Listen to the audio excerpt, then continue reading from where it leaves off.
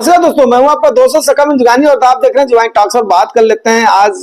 सबसे पहले तो ये बात करेंगे कि आखिर में मार्केट में म्यूचुअल फंड में लोग इतना नुकसान कैसे उठाते हैं और कौन कौन से लोग उठाते हैं। तो बड़ा इंटरेस्टिंग सा वीडियो बनने वाला है। लेकिन उससे पहले आज की मार्केट का, जो कि 2 दिन मार्केट ने अच्छा खासा मूव किया था। कल एफआईआई का पैसा भी एफआईआई रिटर्न हुई थी, रिटर्न बैक हुई थी, लेकिन काफी खुशी की लहर दौड़ी थी हमारे यहाँ पर और डीआईआई ने भी जम करके मुनाफा काटा था। लेकिन अब आज क्या सिनेरियो हुआ है उसके बाद में देखी जाएगी एफआईआई और डीआईआई का आंकड़ा आने के बाद में। बट कुल मिलाकर के मैं इतना बोलना चाहूंगा मार्केट के लिहाज से कि मार्केट में देखो दोस्तों, सबसे पहली बात तो क्या होती है कि यार इसका जो सेंटीमेंट है ना, ये सेंटीमेंट अच्छा है आज के टाइम पर और मार्केट ने आपके अपना रिवर्सल लिया है। लेकिन अब इसका एक हर्डल जो 24,500 का है, वो हर्डल जब निकलेगा तभी जाकर के बात बनेगी। अब आप लोग इस बात को बड़े ध्यान से और बड़े तसल्ली से सुने कि हमेशा जो आपकी मार्केट है ना, वो चलती है किसके ऊपर, सेंटीमेंट के साथ साथ फंडामेंटल के ऊपर चलती है। कंपनियों के रिजल्ट जो गंदे रहे हैं वो तो रहे ही रहे हैं, लेकिन वो सब वाइप आउट करके सबसे पहली बात तो क्या हुई, जैसा कि हमने ऑलरेडी चर्चा किया था आपसे, कि महाराष्ट्र के इलेक्शन के बाद में जो थोड़ा सा कहीं ना कहीं बाबूशाही हावी हो रही थी, लाल फीताशाही जिसको बोलते हैं।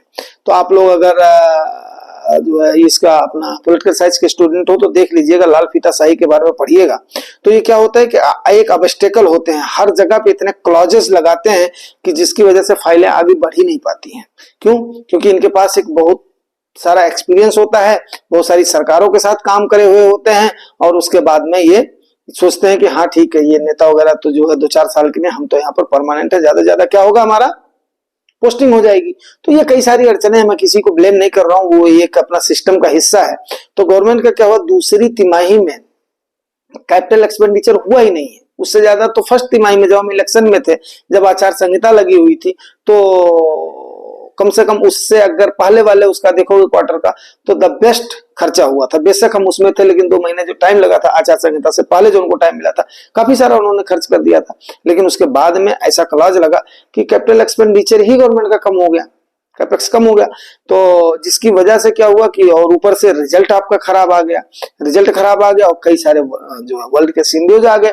तो ट्रंप जी के इलेक्शन के बाद में मार्केट ने एक दिन 24,500 के आसपास की रैली दिखाई थी, उसके बाद में दोबारा जाने की संभावना थी। लेकिन आज मार्केट थोड़ा सा सांस लेने के लिए रुकी है और जाहिर सी बात है, आप भी जानते हो कि इस समय मार्केट अगर रुक रुक करके ऊपर चढ़ती है तो वही टिकाऊ होती है। अगर वो तेजी की रैली में जाएगी तो मेरे ख्याल से ऊपर उतनी जल्दी टिकेगी नहीं।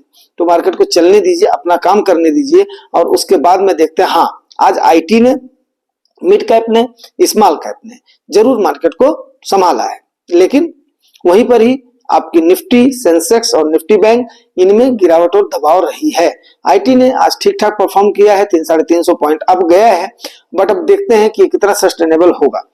उसके बाद में जो मैं अगर इस परपेक्स से देखता हूं कि आखिर आगे बढ़ने से पहले, सब्जेक्ट पर बढ़ने से पहले बात मैं आपको बता दूं कि मार्केट में गिरावट का मेन रीजन जो मेरे को दिखाई दे रहा है, जो मेरा अपना एनालिसिस है उसके मुताबिक, जो ये तेल का खेल चल रहा है। तेल का खेल मैं आपको समझाता हूँ कैसे चल रहा है। तेल के खेल में क्या होता है, ओपेक वालों ने, ठीक है ना, ओपेक तो आप लोग जानते ही हो। और उसके बाद में ओपेक वालों ने ये किया है कि ओपेक की बैठक में हमें डिसाइड करेंगे कि भाई कितना हमें उत्सर्जन इसका कम किया जाना चाहिए, ठीक है ना, किसका, आपके पेट्रोलियम पदार्थों का और गैस का।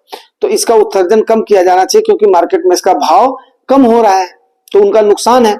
तो उसके बाद में अभी अमेरिका के नए नवेले प्रेसिडेंट, नए नवेले तो नहीं कह सकता हूँ, एक टर्म में उन्होंने पूरा काटा हुआ है, तो उन्होंने सीधे डिक्लेयर कर दिया कि बोला भाई, हम सीधी सी बात है, अपने यहाँ पर हम इसका उत्पादन बढ़ाएंगे और उसको हम एक्सपोर्ट करेंगे। तो अब इस पर क्या हुआ है कि कहीं ना कहीं कंट्राडिक्शन आया है।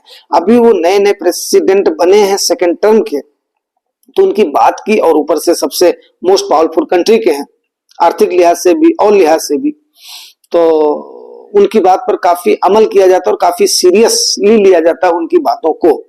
तो जिसकी वजह से आज मुझे जो लग रहा है कि मार्केट में पहला रीजन तो ये रहा है और दूसरा रहा है थोड़ा बहुत प्रॉफिट की बुकिंग। अब कितनी प्रॉफिट की बुकिंग हुई, और मेरे ख्याल से लग रहा है कि एफआईआई का थोड़ा सा पेस भी आज कम हुआ होगा। बाइंग तो पक्का हुई होगी जिस लिहाज से मार्केट ने मूव करा है। देखते हैं अभी बाइंग हुआ है कि उसके बाद में सेलिंग हुई है, ये बात देखने वाली होगी। ठीक है दोस्तों, अब आगे हम बात कर लेते हैं कि भाई स्मॉल कैप की जो आपका सब्जेक्ट है, कि यार अभी लोग इसमें मार्केट में नुकसान कैसे करते हैं? देखो, नुकसान करने का जो सबसे पहला रीजन है, एक तो आप बड़ी ही उम्मीद के साथ आ जाते हैं, ठीक है ना। सबसे बड़ी क्या होती है, उम्मीद के साथ आ जाते हैं कि यार आज मैंने 1 लाख रुपया अगर मान लिया लगा दिया है तो उनके लिए बहुत बड़ी पूंजी होती है, ठीक है। अब उसको लगाने के बाद में जैसे ही वो 95 रुपया हुआ या 90 रुपया हुआ, ऊपर के लेवल पर उन्होंने ले लिया तो उसके बाद में उनके हाथ पैर क्या होते हैं, फूल जाते हैं और वो मार्केट से निकल करके भाग जाते हैं। पहले चीज में इसमें लोग नुकसान उठाते हैं। क्यों?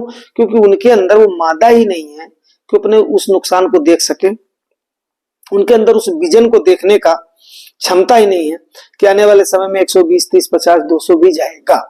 अगर उनको समझ हो जाए तो निकल करके नहीं भागेंगे। क्यों? उनको चढ़ाव उतार का है नहीं, वो किसी न किसी के टिप पर आ गए।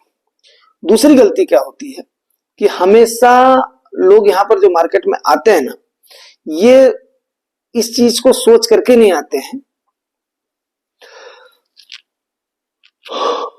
सॉरी, ये इस चीज को सोच करके नहीं आते हैं कि हमने कब और क्या स्टेप लेना है। मतलब फंडामेंटल्स तो इनको कुछ पता ही नहीं होता, किसी की बताई टिप पर आ जाते हैं। उसके बाद में जैसे ही इनको नुकसान दिखता है तो औने पौने पर लेकर के निकल जाते हैं।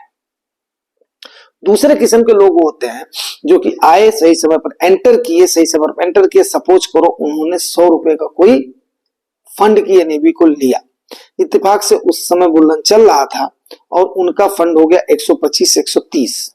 अब उसके बाद में उन्होंने सुनी यहां वहां से न्यूज, जुगानी टॉक से तो जुड़े नहीं है, तो यहां वहां की न्यूज को सुन करके उसके बाद में बोले यार कहीं गिरेगी तो हमारा ये भी चला जाएगा।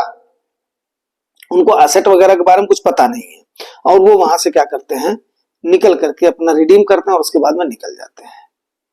तो ये जो सारी चीजें हैं ये अफेक्ट करती हैं आपकी अर्निंग को और आपकी कमाई को। तीसरे टाइप के वो लोग होते हैं जो कि इन्वेस्ट करने के बाद में जब उनका कुछ अक्यूमुलेशन हो जाता है, जब वो धन को देखते हैं तो उसके बाद में वो नोशनल प्रॉफिट को भी अपना प्रॉफिट मान लेते हैं। नोशनल से उनको इतना लगाव हो जाता है कि उनके दिमाग की बात दिल पे चली जाती है। क्यों? क्योंकि वो देखते हैं कि कल तो हमारा पैसा इतना था, आज इतना हो गया, आज इतना हो गया, तो वहां पर ही उसको ये रिडीम कर देते हैं। अब उनको ये नहीं दिखाई देता है कि भाई मेरे ये आने वाले समय में जो 220 हुआ, 100 का 120 हुआ है, ये आपको 200 भी होगा और ये आपका 500 भी होगा। समझ रहे हो भाई? तो अभी उम्मीद कर रहा हूं कि ये इन बातों को आप अच्छे से समझ रहे होगे। हाँ, मानता हूं थोड़ा सा उबाऊ ये होता है, सब्जेक्ट ही उबाऊ है, मेरे को भी ऊब सी आने लगती है, लेकिन क्या है, मैंने बोला था नॉन स्टॉप नॉन रिस्क करे हुए आपको इन चीजों को जरूर बताऊंगा कि किस किस टाइप के लोग मार्केट से नुकसान करके जाते हैं।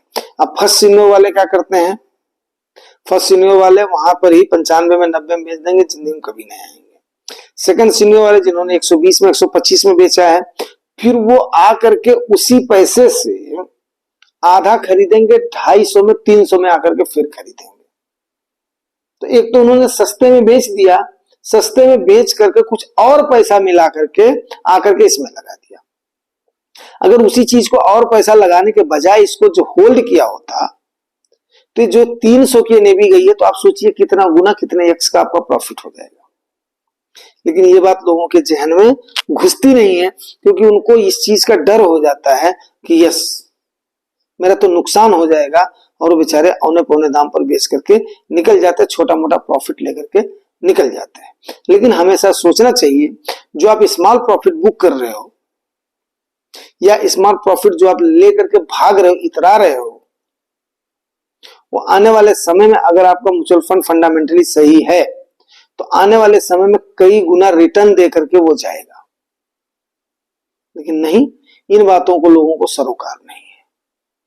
और तीसरे किस्म का वो लोग नुकसान उठाते हैं जिन्होंने एक बार में क्या किया है, पूरा पैसे को झोंक दिया है। झोंकने के बाद में उनको समझ में नहीं आता मैं करूं तो क्या करूं, और गिरावट के समय उनको कवर करने के लिए पैसा ही नहीं है। महंगाई बढ़ गई तो खर्चा करने के लिए उनके पास पैसा नहीं है। इमरजेंसी फंड उन्होंने बनाया नहीं, सेफ्टी फंड उन्होंने बनाया नहीं। तो इस टाइप के लोग भी जैसे पैसा आएगी, जरूरत पड़ेगी, अरे छोड़ यार तो मार्केट बहुत ही नुकसान की बला है, और वो निकल करके चले जाते हैं। जब वो देखते हैं कि यस हमारे यहाँ पर एक भाई ने इतना अर्न किया था 3 महीने में, तो उनको भी लगता है कि यस मैं तो 8-9 महीने में इतना ज्यादा अर्न कर लूंगा। लेकिन वो भाई तो होशियार था, स्मार्ट था, या उसका लक सही था, स्मार्ट तो नहीं कह सकता, उसका लक सही था और चला गया। आपका अभी सस्ते वैल्यूएशन में मिल रहा है, अगर उस समय आप खरीदते हो ना तो यस आप उस भाई से भी ज्यादा फायदे में रहोगे जो आपको ऐसे समय पर छोड़ करके चला गया था। अब ये बातें आपको काफी गूढ़ बातें मैंने बताई है। गूढ़ मीन्स क्या है कि बड़ी ही गूढ़, जैसे होता है ना निर्गुण होता है, निर्गुण कबीरदास जी बहुत गाते थे, लेकिन उसका भाव कुछ और होता था।